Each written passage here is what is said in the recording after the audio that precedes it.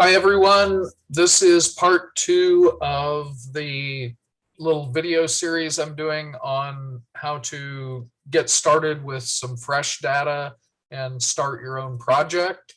In the first video, I showed you how to set up your own GitHub repository and then set that up as an RStudio project. In this video, I'm going to actually copy some data into that RStudio project directory and set up a very basic script and then push that out to GitHub, and I'll show you that. So to start with, I am already logged into GitHub in my web browser, so I'd suggest you do the same if you're following along. I already have RStudio open, and I already have my directories with my data open as well. So if you have some data that you want to do something similar with and you're following along with this video, go ahead and open up your directories and have that ready. I'm going to share the screen momentarily, and then you will see exactly what I'm talking about. I will get the many faces of me out of the way and the Zoom out of the way, and we will start actually looking at this. So to start with, I've got my RStudio project directory here. Is Spring Demonstration 2021. That's the GitHub directory that I showed you before, and it has all the things that I did when I set up the GitHub repository. The second thing I've got is I just have a temporary directory with my data in it. It's also in my RStudio projects directory. Doesn't really matter where it is on your computer, but I have all these data sets that I'm actually going to merge later in order to run some code on them. And so I want to move that all over to where I'm going. So to start with, I'm going to come over to the demonstration directory, and I'm going to create a subdirectory in it or folder. So I just go to new folder, and again I use those phrases interchangeably, but I'm going to call it data. And so then I'm going to get into that. I'm going to come back over to my temporary directory where I have all of this stuff, and I'm going to copy it, which you can do using the mouse, or you can use the Control-C keyboard shortcut. You then paste it into this directory, which again you can do using either the mouse and paste or the Control-V keyboard shortcut. So that's all there. So the next thing I'm going to do is in RStudio. I'm going to open RStudio, and I don't have the project open, and I did that on purpose because I want to actually go back to that project and show you how I get there. So I'm going through the file menu. You also have the option of coming over to this little menu and selecting the project. So all of these projects are things that I've got set up. But I'm going to come in this way. I'm going to open the project. It's in here as a recent project. Also, it is the fourth thing down.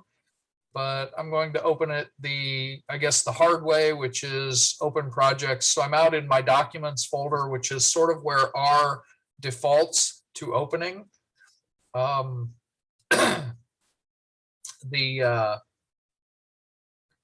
have everything under RStudio projects, and I have this under Spring Demonstration 2021. So there it is. And I look for the project folder and open that.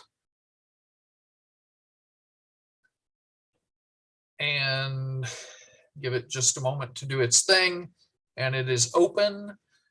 You can see it opens up in the Git environment or the Git tab over in this upper right corner, and you can see that I've added the folder, and if I click on that, you'd actually see that I added some data out there. The one other thing I want to do before I push this out to GitHub is just start a new script, and I'm just going to name it.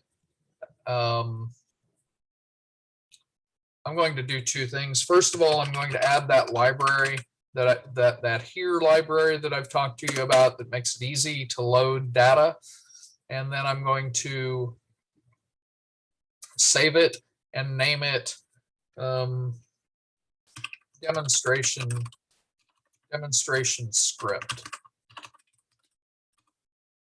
When I first started out, I named everything script in all of my projects, and eventually started running into when I would open one in order to find some code that I wanted to use from an older one, I would end up with 2 or 3 scripts named script open, and you don't really like that because it makes it kind of hard to keep things straight. So you're going to name your main script probably something like script, but it's a good idea to give it a little bit of a different name. So I've saved that. You can see that it's out here in the Git tab. I'm ready to commit that. So the first thing I have to do to push it out to GitHub, actually before I push it, I have to commit it. So I hit the commit button and I come over here and select all of the things that I want to send. And I want to send everything. I don't think my data is too big. If it is, I may get a warning that the data is big and I may choose not to do that, but we're going to try it. So this is, I'm just going, you have to put in you have to put in a message of some sort every time you do a commit, and it's good if they're descriptive but not too long. So I'm going to put initial data and script and click commit. Close that, and I'm going to click push.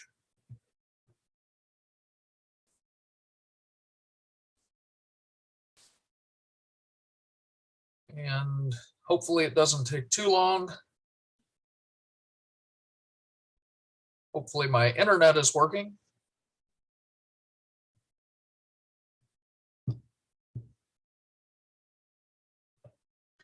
Okay, so that was successful. At least it returned the right message.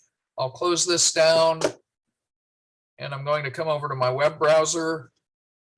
And like I said, I'm already logged in. I'm not in the directory or in the repository. I'm just in my main page, but the repository is out here in my repositories. I can find it somewhere. I don't really see it. So the easy thing to do, I can click on this and go to this page. That's not where I want to go.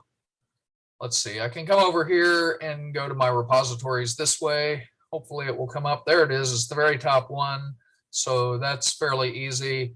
It says that it was updated 41 seconds ago. So that's good. We'll come look at it. There is that new data folder. There is the demonstration script. The data folder has all of that data in it. And if I click on that demonstration script, I'll see that it's got 2 lines, 15 bytes, and it has just the second line is a blank line. The first line is just that loading the here library. So that is it for this video. I will be back in the next video. I will actually open some data. I'll actually open all of those data frames and view them and run a couple of quick commands. And then in the video after that one, I will start merging the data frames. So those will be the first 3 things that get done. After that, I will start naming some variables and creating some new variables. So that is it. Thank you.